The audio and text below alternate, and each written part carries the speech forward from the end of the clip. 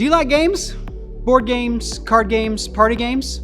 I grew up playing games. Holidays, family events, having friends over on the weekends, and I've tried to pass it on to my kids. We enjoy a good game of Monopoly or Skibbo or Gartic Phone when we get the time to play, but I can tell you the kind of game I don't enjoy. The one where you play and all the people you're playing with don't even know they're playing. Sound confusing? Well, it's a game we've all played at one time or another. Some of us are playing it right now, but before I tell you more about this game, let me take a quick pause and just say, welcome to Journeying Home. My name is Jarrod. Good to meet you, and I'm glad you decided to join us here. This channel is all about making our lives better, and we think Jesus makes our life better, and He also makes us better at life. So we talk about a topic every week that will help us do just that, take a step to figure out the Jesus way of life. So the same is true as for today's topic, this game that we're playing and nobody else knows they're playing. We've been talking about several games we all play in this series called Gaming Relationships. Most of us love games, and some of us are highly competitive, and that's all fine and good, but in our relationships, a game that requires a loser is a game that nobody wins. And you know this. Ever won an argument at home? Yeah. And what was the prize you won? Nothing you actually wanted. You may have gotten the satisfaction of believing you'd won, but you really lost. And you're going to pay for it because the win in a relationship is the relationship itself. So when we play things like the blame game or the shame game or the guilt game or the change game, we end up losing the bigger game that matters most in relationships. And that's also true for the game we're talking about today, the comparison game. This game is toxic for all of us, whether you're a follower of Jesus or not. And we all learned it as kids, didn't we? I mean, think about how much of your childhood and middle school years were consumed by trying to figure out how you stacked up against all your classmates, siblings, and teammates, right? Some of us wondered why we were all so short. Yeah, why can't we be tall like Rodney? I mean, some of us wondered why we just didn't get math. And the girl in the seat next to us seemed to always get the answers the fastest. It was so annoying. And if you didn't do anything competitive as a kid, you were still always trying to earn your spot against the very people who are also some of your best friends. Comparison is just normal. And it's not like it stops once you get older. You compete for scholarships, placements, spots in programs, jobs, future mates. And then just when you think you're alone with your thoughts for a few minutes, your social media feed shows you what you're missing out on. Research tells us that 10% of our daily thoughts are comparison thoughts. Now, those thoughts can be split into two ways. We think about comparison like in the upward way or in the downward way. Let me explain. Upward comparison is when you compare yourself to someone you think is better off than you in some way. Downward comparison is when you compare yourself to someone you think you're better than in some way. Now, neither of those are healthy for your heart, your mind, your relationships, or your spiritual life. Upward comparison will drive you to become envious and insecure. I want what they have. I'm not content with what I have anymore. That's envy, which can easily lead into insecurity that comes from feeling like you don't measure up to someone else. And then downward comparison can make you proud and superior. You start thinking you're better than you are. And even worse, you think you're actually of greater value than other people. You start inflating your self-worth and deflating the worth of another simultaneously. And the weird connection between these two ways of playing the comparison game is that the insecurity and envy we feel from the upward game leads directly to our seeking out someone else we can judge as inferior in order to boost ourselves. They work a pretty evil tandem on our character and relationships, but they have the same root. They both grow out of a lack of trust in God. Comparison is a reflection of the fact that you don't believe you can trust God to give you what you need. I mean, you can't be content where He has you in life right now, so you see playing the comparison game as a way to find a boost to your status. Comparison games and trust in God are just incompatible with each other. So how do we stop playing this dangerous game? Well, King Solomon actually wrote about this in a document we call Ecclesiastes. It's not easy to spell or to say, but this document is all about exploring ideas like this. I want to show you just a few sentences that help us better understand the comparison game and see a way to stop playing it.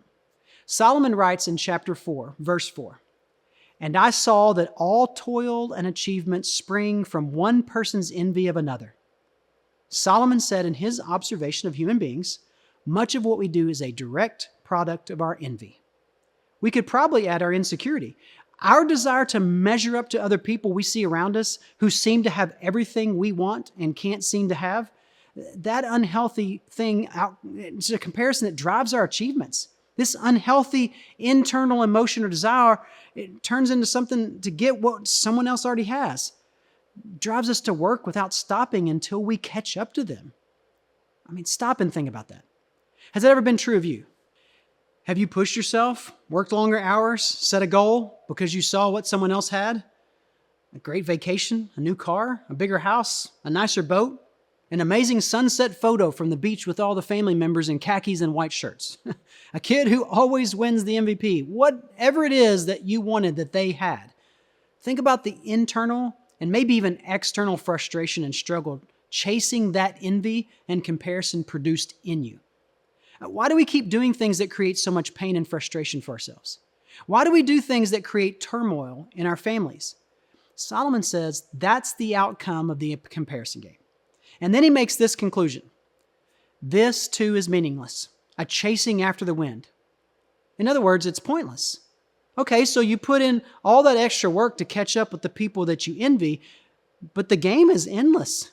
You'll get that stuff, that achievement, that award, and then you'll just look to someone else that you'd never really noticed before. But now that you're here, you now see that there's someone else who has even more than you have now. Nobody who plays the comparison game ever finds contentment or satisfaction. You can't win any more than you can catch the wind, he says. Play the game, but you're wasting your time. So what now? Just do nothing? Sit back, relax, be lazy. Does work ethic and productivity, does that really matter? Solomon has something to say about that as well in the next part. He says, fools fold their hands and ruin themselves. Okay, all right, so he's saying productivity, hard work, and achievement aren't the enemy. The enemy then is this unhealthy comparison that works on our drives and our desires.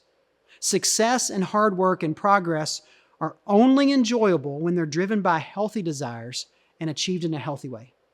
So he shows us what that looks like with this really cool metaphor.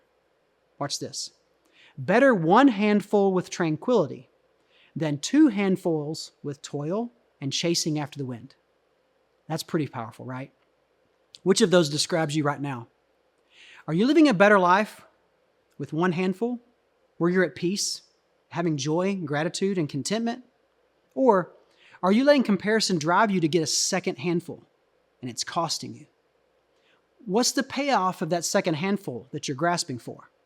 To realize you're still not content, and that internal insecurity or pride or envy that's driving you to go on after that second handful just because somebody else is ahead of you? Or you have this picture of what your life is supposed to be based on all the messages you've seen from movies and social media and the pressure that tells you you're not there yet? Listen, I'd like you to just consider this. What is the second handful costing you? Are you working yourself to death? Are you spending yourself into debt? Are you missing out on a deep connection with your kids and your spouse? Are you missing time serving your community in meaningful ways? Are you hurting the relationships that you'd rather be building up? Are you losing out on pursuing the purpose God has for you? Are you blind to the goodness of the life that God has already given you? The second handful is why some of you are struggling with your mental health. It's why some of you struggle to trust Jesus. It's why some of you are becoming a person that you don't even like. It's why some of you have loved ones warning you to stop what you're doing, but you don't want to listen. Hard work, productivity, and achievement. Nothing wrong with any of that when chased with the right attitude. Jesus' followers are one handful kind of people. They keep a proper perspective and discipline themselves to live with healthy desires. So there are 3 decisions you make this week to cut comparison from your life. You ready? Here's what you do. Run your race. Runners get in trouble when they start looking behind them and from side to side. You run best when you look straight ahead. God has uniquely created you and gifted you with opportunities that no one else can do quite like you. So run your race. Number 2, fix your focus on Jesus. Don't settle for being a Christian who just believes so you can be with Jesus someday. Choose to follow so you can walk with Jesus today. He's your King, your leader, your Savior, and your guide. Follow Him only. Number 3, choose gratitude. Gratitude is the kryptonite of comparison. You have so much to be grateful for with the handful you currently carry. Choose to be grateful. Express it every day. Focus on what you have, not what you don't have. The comparison game is a terrible game to play. A life of contentment is much better. If you live by comparison, you will miss the better life God has for you, and you won't be as fulfilled or productive. You focus on following Jesus, and you'll end up with a better life than you ever dreamed. Run your race. Fix your focus on Jesus. Choose gratitude. Be a one-handful person, and keep the other hand free to take hold of whatever God wants to give you.